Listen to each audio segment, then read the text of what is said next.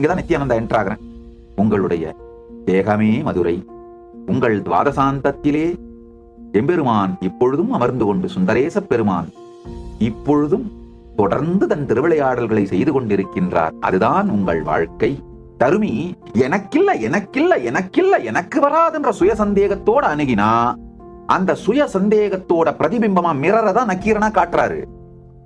நிறுத்துங்கள், குறையுள்ள பாட்டுக்கு பரிசில் அளிக்கப்பட்டால் அதற்காக வருந்துபவனும் நானேன்னு நக்கீரனை தூண்டி விட்டு தருமியோட சுயசந்தேகத்துக்கு மிரராத்தான் நக்கீரன் தடைய காட்டுறாரு.